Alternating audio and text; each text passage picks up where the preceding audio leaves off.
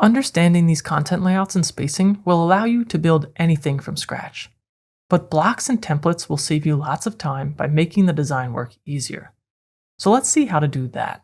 Let's click the plus icon above the container that we just created.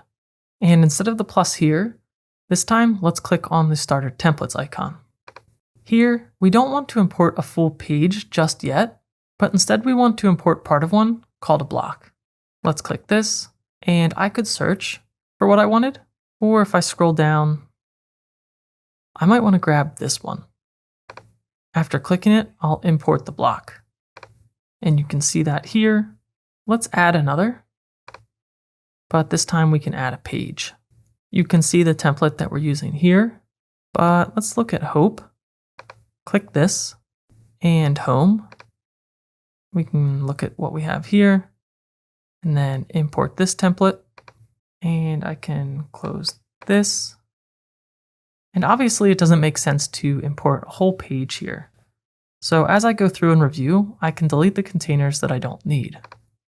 So maybe I only need this client testimonial from that full page template, and I can make sure to remove everything else. So this is what we just imported as a block.